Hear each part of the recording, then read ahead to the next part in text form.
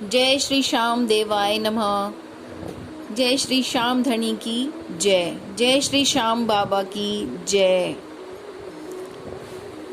गजानंद का ध्यान धर गौरीपति मनाए, श्याम धनी का यह चरित्र लिखा है ध्यान लगाए। कलयुग के हैं देव प्रथम जो देते हैं फल चार, इसीलिए कली में उन्हें भजते हैं नर नार। क्या वर्णन करूं महिमा इनकी, ये देव बड़ा ही निराला है। जो शरण में इनकी आ पहुंचा उसे सर्व सुखी कर डाला है। जो दामन इनका थाम लेवे उसके कष्ट सभी कट जाते हैं। संकट में अगर पड़ जाए भक्त तो ये आकर उसे छुड़ाते हैं। ये कथा बहुत पुरानी है, द्वापर का अंतिम पसारा था। उस मायापति की माया में कलयुग का शुरू नजारा था। महाभारत के युद्ध की एक गाथा तुम्हें सुनानी है। इन श्याम धनी के महादान की यह एक छुपी निशानी है। सब समय समय का चक्कर है, बिन समय न कुछ हो पाता है। जब समय पलट जाता है नर का, तब क्या से क्या हो जाता है। थे कौरव पांडव भाई भाई, पर भाईचारा रहा नहीं। आपस की खींचातानी में कुछ कुल में बाकी रहा नहीं। थे धर्म युधिष्ठिर उस कुल में, पर धर्म धर्म से पला नहीं। पापी दुर्योधन के आगे कुछ चारा उनका चला नहीं। संकल्प था दुर्योधन का, जीते जी इन्हें मिटा दूंगा। मिट जाए चाहे संसार सभी, पर नामो निशान मिटा दूंगा। एक रोज छली दुर्योधन ने एक सुंदर खेल रचा डाला। उस खेल खेल में पापी ने विष भीम बलि को दे डाला। मूर्छित हो गया जब भीम बलि, दरिया में उठाकर डाल दिया। मानो दुर्योधन ने ऐसे जीवन का कांटा निकाल दिया। ऐसी हालत में भीम जिस समय नागलोक में जा पहुंचा, वासुकी नाग की कन्या का मानो सुहाग आ पहुंचा। वासुकी नाग को एक समय माँ पार्वती ने वचन दिया, होवे कन्या उत्पन्न तेरे, ऐसा सुंदर आशीर्वाद दिया। यह कन्या वही अहलवती थी जो माँ की भी वरदानी थी। शिव की पूजा नित करती थी, संतवती थी, गुण खानी थी। शिव के पूजन में एक रोज ये ताजे फूल न चढ़ा सकी। माता पार्वती भी अपने कुछ मन के भाव न छुपा सकी। माँ पार्वती ने क्रोधित होकर उस कन्या को श्राप दिया, मुरझाए पुष्प चढ़ा कर के पति का मेरे अपमान किया। ये श्राप तुझे मैं देती हूँ, इस करनी का फल पाएगी।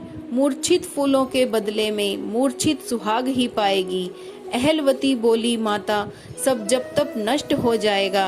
अगर उजड़ गया जो सुहाग मेरा तो जन्म भ्रष्ट हो जाएगा। अपराध हुआ मुझसे माता, वरदान दूसरा दे डालो। सुख से भर दो झोली मेरी, यह जीवन मेरा ले डालो।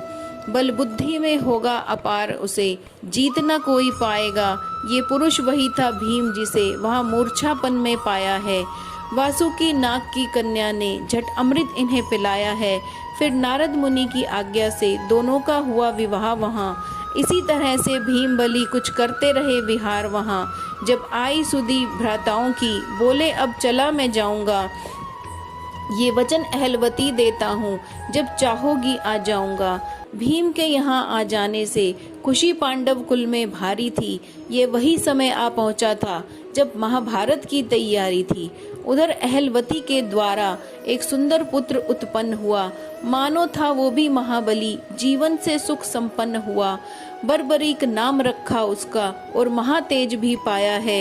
ये वही नाम है, वही बलि जो श्याम धनी कहलाया है। भीड़ पड़े कौरव पांडव, दोनों आपस में युद्ध घमासान ठना। वो पावन धाम कुरुक्षेत्र जो मानो आज शमशान बना। ये युद्ध महान भयंकर था जो नहीं भुलाने वाला था। मर मिटे कौरव पांडव दोनों, कुछ साथ न जाने वाला था। बालक बर्बरिक भी माता से ले विदा युद्ध में आया है। उस महाप्रलय में लड़ने को बस 3 बाण ही लाया है। भगवान कृष्ण ने देखा कि बर्बरिक युद्ध में आया है, डट गया अगर ये युद्ध में तो मानो त्रिलोकी का हुआ सफाया है। ये पक्ष भी लेगा उस दल का जो हार मानने वाला है।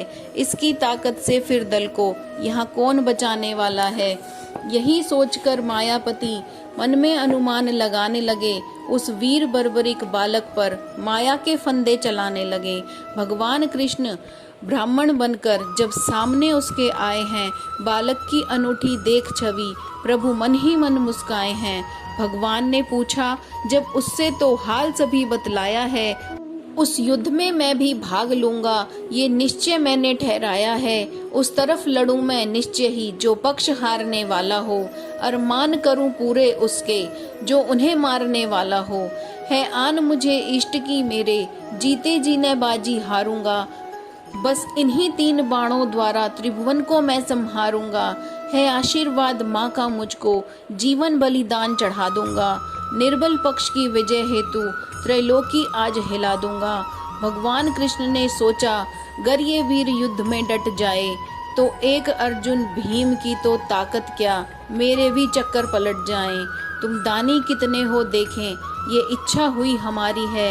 ये सुनकर बर्बरीक बोले, मंगते की सब इच्छा भर दूं, जो अगर जरूरत पड़ जाए तो शीश तार अर्पण कर दूं।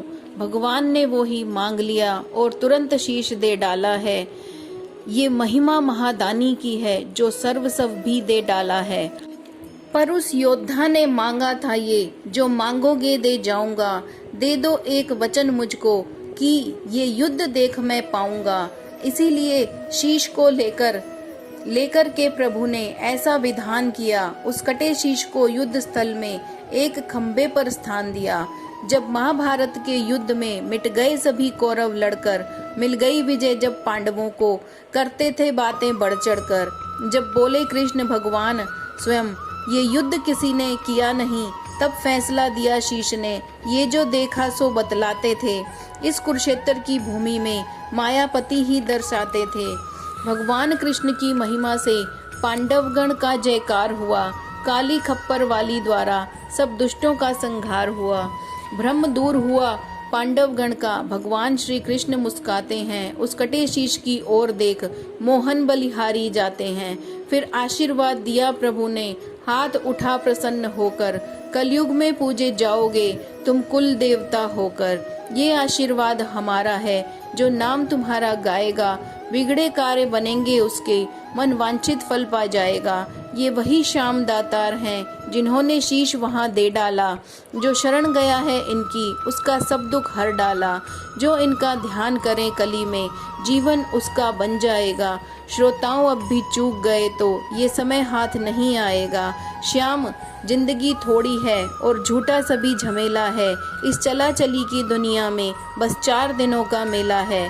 सुमिरन कर श्याम दातार का, मन को लगा ले तू, उनसे नाता जोड़कर बिगड़ी हुई किस्मत बना ले तू।